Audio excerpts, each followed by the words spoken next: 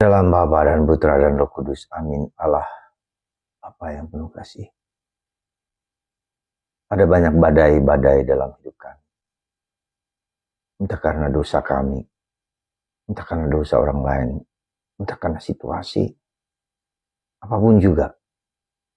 Seringkali badai itu menghantam, melindas, menjatuhkan, menggoyahkan, menakutkan.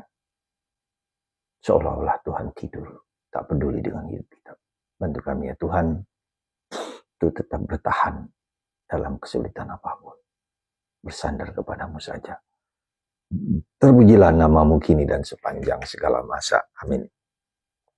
Para saudara, kita ikuti sebentar bagaimana Daud ditegur oleh Nathan. Karena dia telah bersalah, berdosa di hadapan Tuhan. Mengambil istri jenderalnya sendiri, Uria, menjadi istrinya. Berselingkuh.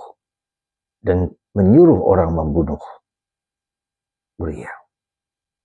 Betapa besar jahat dosa Daud. Dan Daud bersedia ditegur. Daud bersedia bertobat. Dan dia melakukan tobat dan puasa seperti yang diminta oleh orang Yahudi. Dia menyesali dosa-dosanya.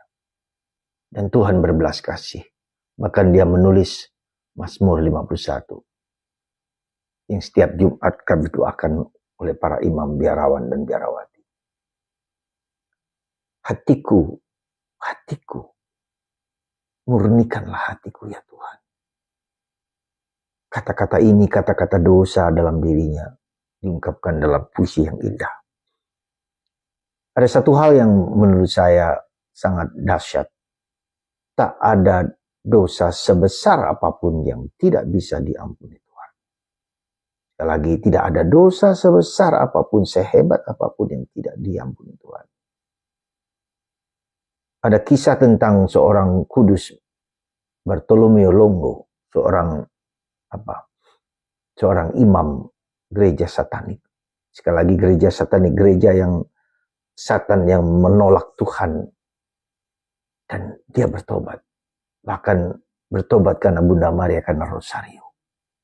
Lalu dia kemudian berdoa di daerah pegunungan Vesuvius, Pompei, di mana desa itu hancur lebur karena gunung Vesuvius habis, kering, kerontang. Dia di sana mendirikan sebuah basilika yang didedikasikan kepada Rosario. Sebagai tanda silih atas dosa-dosanya yang melawan Tuhan, menentang Tuhan. Tapi Bunda Maria membawanya kepada Yesus, kepada Allah, kepada Sang Sabda. Maka mari saudaraku, kita jangan pernah putus asa, baik diri kita sendiri maupun orang-orang yang kita doakan, yang melupakan Tuhan, yang tak peduli dengan Tuhan.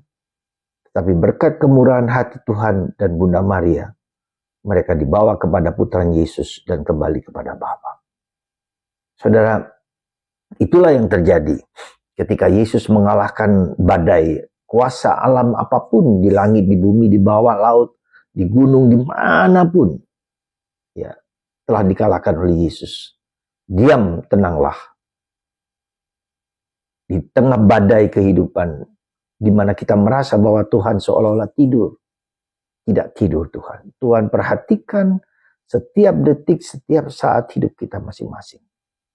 Bagaimana kita menyerahkan diri kita kepada Tuhan. Itulah yang menjadi kekuatan kita. Semoga badai-badai kehidupan kita hancur lebur, sirna, karena iman kita akan Yesus, Sang Sabda, Sang Allah.